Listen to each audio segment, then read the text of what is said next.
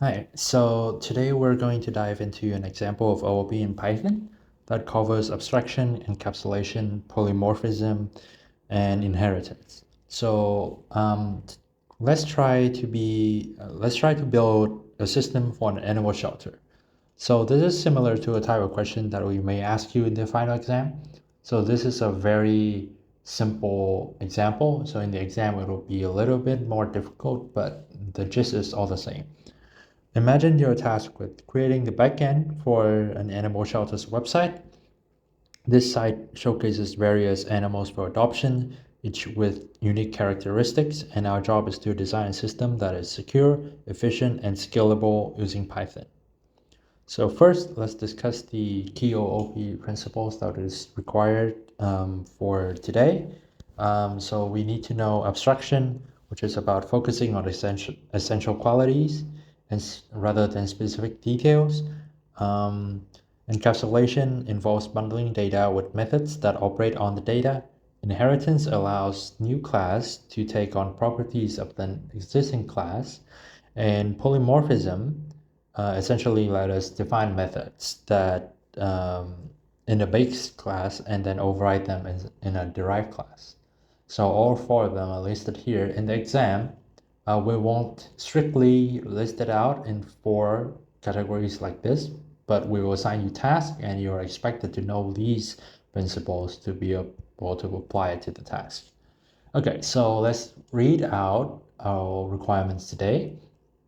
So first you can see that we need to create a class called animals, and it has these attributes, and it should have methods like this. I should highlight this so that's more clear.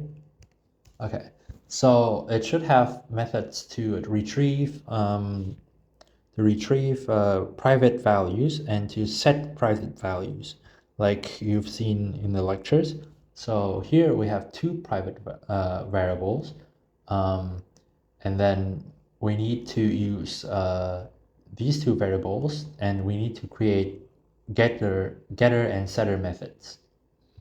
So let's start out by creating this class called animal. So we just called class animal. Hopefully you know how to do this by now. We will create an init instructor.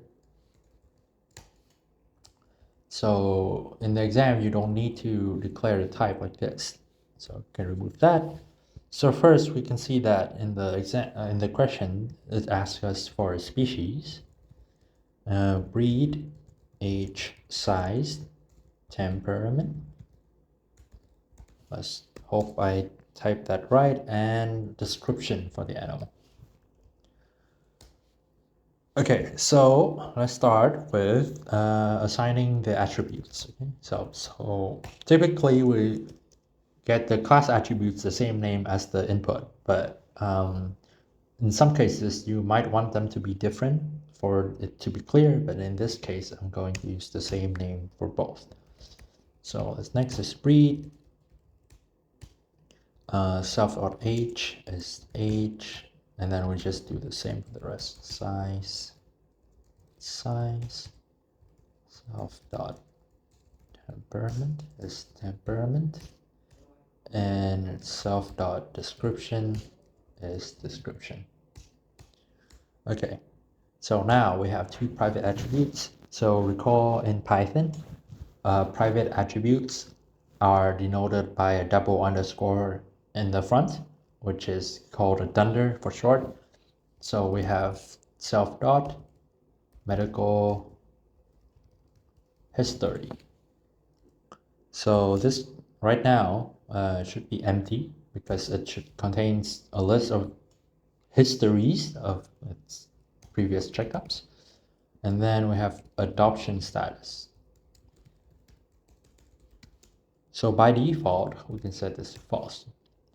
So in the exam, you might be asked to create variables that are not part of the input for the constructor. So in the exam, we will specifically tell you what the default value will be. So don't worry about that. Okay, so now that we have this constructor, so what do? You can notice that we have two private values. Then with private values for encapsulation, you need add, get, and set, right? So add is specifically for list. So you might not have seen add method yet, but we need something to modify this medical history variable. So before we have just a setter method. So set the values of the private variable, but as you might imagine, a list, with a list, then you can set the list to be a new list, or you can modify the current list, which you can use add and maybe pop as well. But in this case, we're just going to add. So let's define that. So def add medical. Oh, sorry if I can type. It's kind of hard to type and talk at the same time. So we have a function called add medical record, and then the input will take in some kind of record. This record can be a string or a dictionary. Right now we don't know, so we're just going to, we don't need to know really. So we're just going to add it to the history record, right? And then we need to get the record, right? To get the history, right? So we def get medical history self. So we don't need to input anything, and we're just going to return self dot medical history. And we do the same for the set. So set medical history. So this essentially just overrides the history entirely instead of just adding a new item.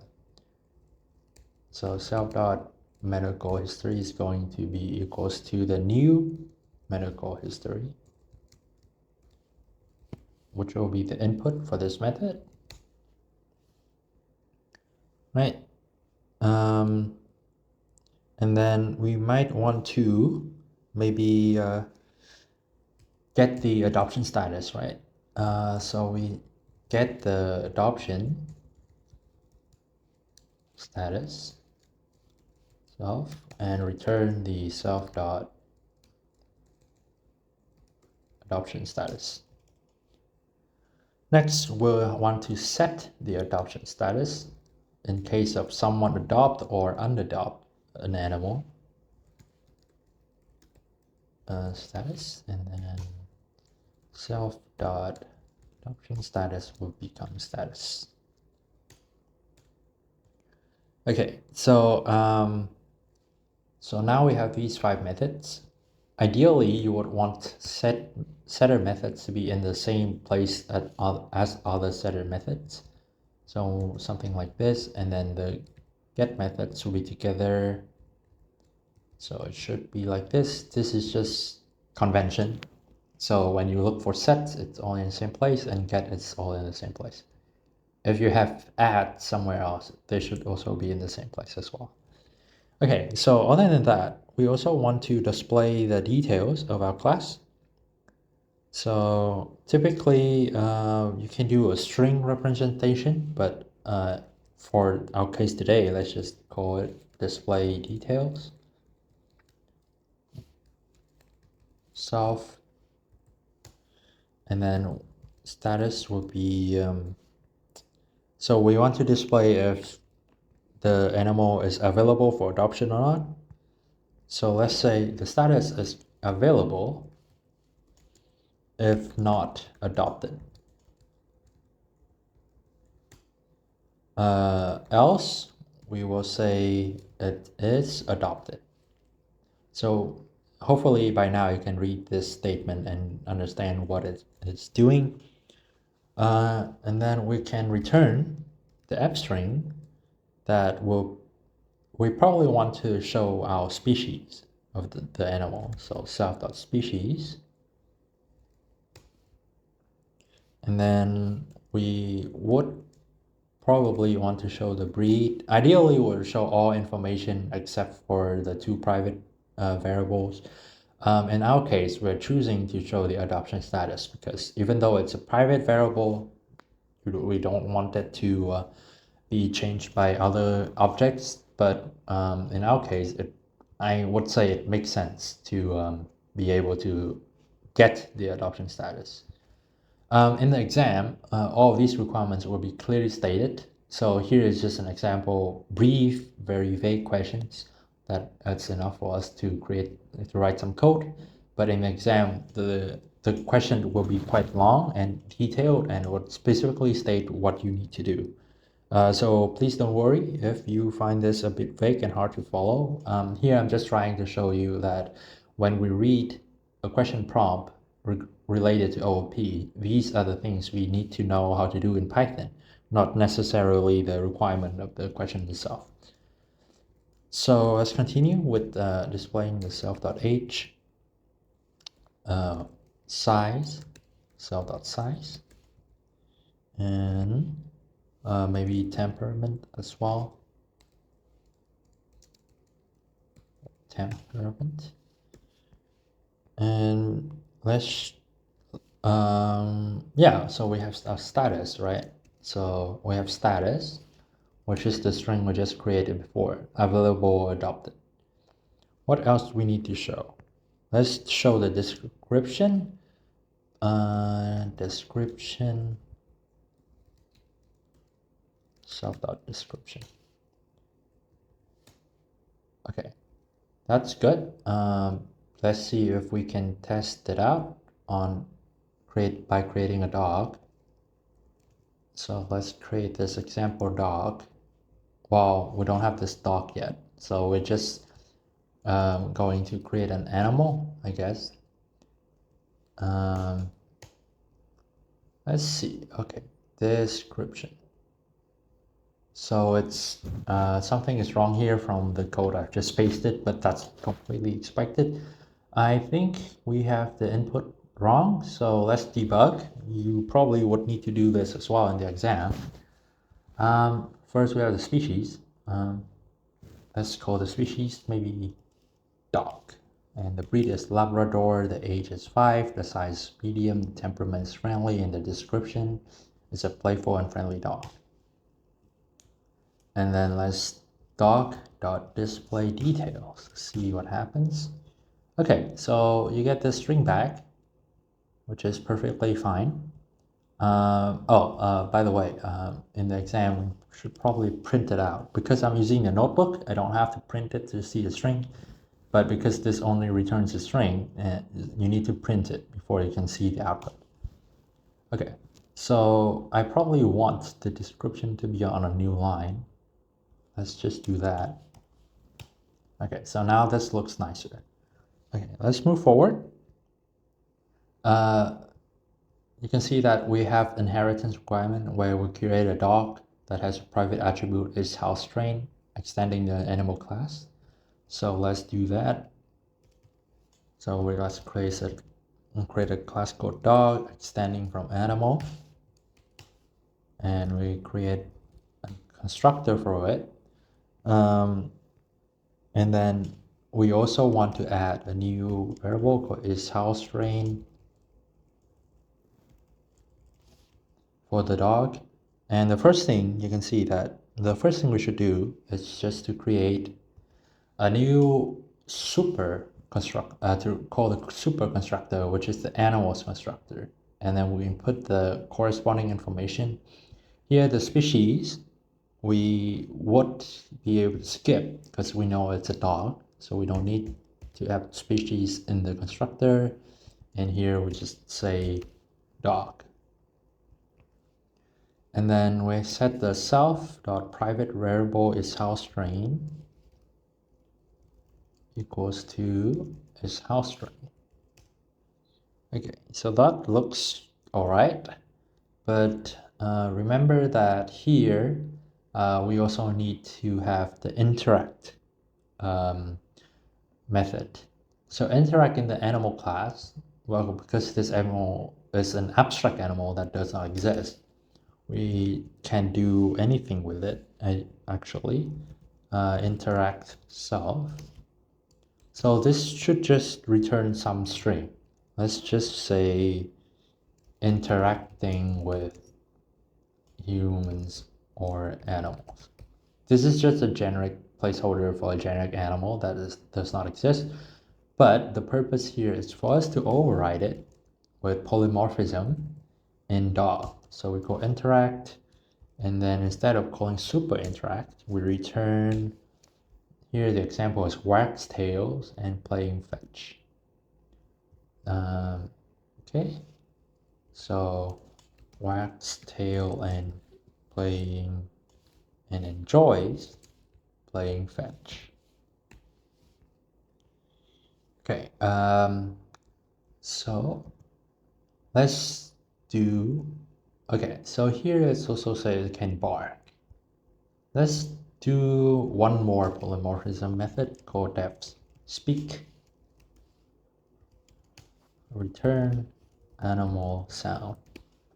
So for the dog, it would be def speak self and return bark. Cool. So now let's test it out to see what we can do with our dog.